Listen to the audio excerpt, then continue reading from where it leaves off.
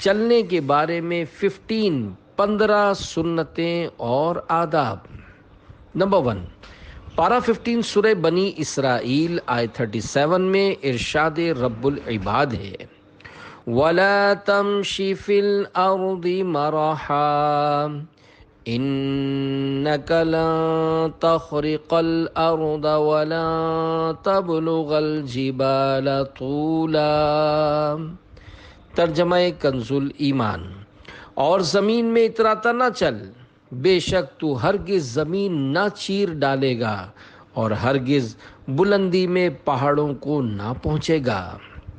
Number 2، بارِ شریعت جلد 3 صفحہ 435 پر فرمان مصطفیٰ صلی اللہ علیہ وآلہ وسلم ہے، ایک شخص تو چادریں اوڑھے ہوئے اترا کر یعنی اکڑتا ہوا چل رہا تھا اور گھمنڈ یعنی تکبر میں تھا، وہ زمین میں دھسا دیا گیا، وہ قیامت تک دھستا ہی جائے گا۔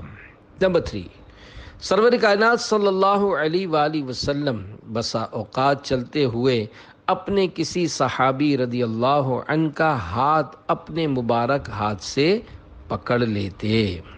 نمبر 4، رسول اکرم صلی اللہ علیہ وآلہ وسلم چلتے تو کسی قدر آگے جھک کر چلتے، گویا کہ آپ بلندی سے اتر رہے ہیں۔ نمبر 5، گلے میں سونے یا کسی بھی دھات یعنی میٹل کی چین ڈالے، لوگوں کو دکھانے کے لیے گریبان کھول کر اکڑتے ہوئے ہرگز نہ چلیں کہ یہ احمقوں، مغروروں اور فاسقوں کی چال ہے۔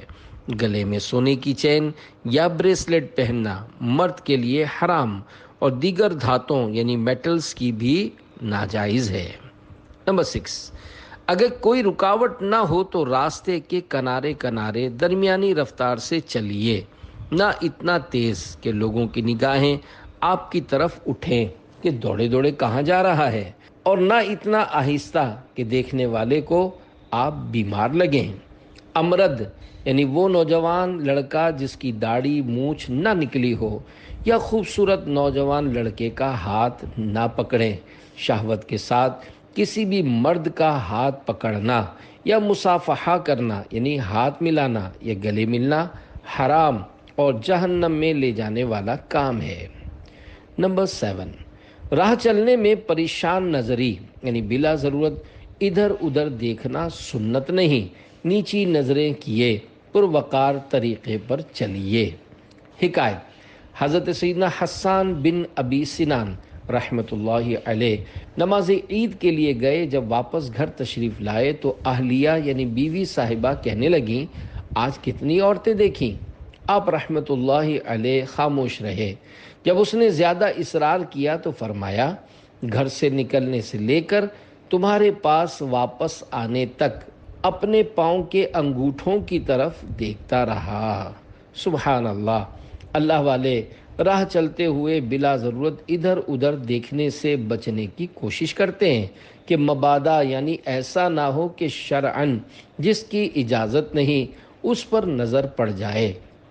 یہ ان بزرگ رحمت اللہ علیہ کا تقویٰ تھا۔ مسئلہ یہ ہے کہ کسی عورت پر خود بخود نظر پڑ بھی جائے اور فوراً ہٹا لے تو گناہ گار نہیں۔ نمبر 8، کسی کے گھر کی بالکنی یا کھڑکی کی طرف بلا ضرورت نظر اٹھا کر دیکھنا مناسب نہیں۔ نمبر 9، چلنے یا سیڑھی چڑھنے اترنے میں یہ احتیاط کیجیے کہ جوتوں کی آواز پیدا نہ ہو۔ نمبر 10، راستے میں دو عورتیں کھڑی ہوں یا جا رہی ہوں تو ان کے بیچ میں سے نہ گزریں، یہ حدیث پاک میں اس کی ممانعت آئی ہے۔ 11، راہ چلتے ہوئے کھڑے بلکہ بیٹھے ہونے کی صورت میں بھی لوگوں کے سامنے تھوکنا، ناک سنکنا، ناک میں انگلی ڈالنا، کان کھجاتے رہنا، بدن کا میل انگلیوں سے چھڑانا، پردے کی جگہ کھجانا وغیرہ تہذیب کے خلاف ہے۔ 12، بعض لوگوں کی عادت ہوتی ہے کہ راہ چلتے ہوئے جو چیز بھی آڑے آئے اسے لاتے مارتے جاتے ہیں، یہ قطعاً غیر مہذب طریقہ ہے۔ اس طرح پاؤں زخمی ہونے کا بھی اندیشہ رہتا ہے۔ نیز اخبارات یا لکھائی والے ڈبوں، پیکٹوں اور منرل واٹر کی لیبل والی خالی بوتلوں وغیرہ پر لات مارنا بے ادبی بھی ہے۔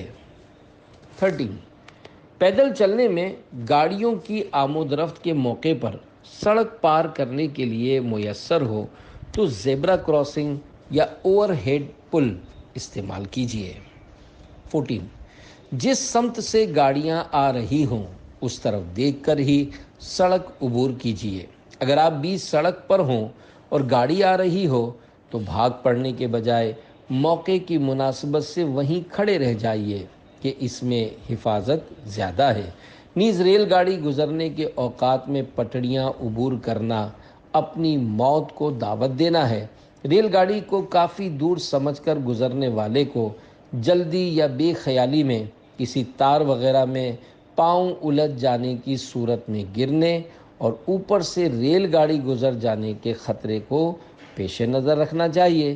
نیز بعض جگہیں ایسی ہوتی ہیں جہاں پٹڑی سے گزرنا ہی خلاف قانون ہوتا ہے، خصوصاً اسٹیشنوں پر۔ ان قوانین پر عمل کیجیے۔ 15، عبادت پر قوت حاصل کرنے کی نیت سے حتی الامکان روزانہ پون گھنٹہ ذکر و درود کے ساتھ پیدل چلیے۔ انشاءاللہ الکریم صحت اچھی رہے گی۔ چلنے کا بہتر طریقہ یہ ہے کہ شروع میں 15 منٹ تیز قدم، پھر 15 منٹ درمیانہ، آخر میں 15 منٹ پھر تیز قدم چلیے۔ اس طرح چلنے سے سارے جسم کو ورزش ملے گی، نظام انہضام یعنی ہاضمہ درست رہے گا، ریح، گیس، قبض، موٹاپا، دل کے امراض اور دیگر کئی بیماریوں سے بھی انشاءاللہ الکریم حفاظت ہوگی۔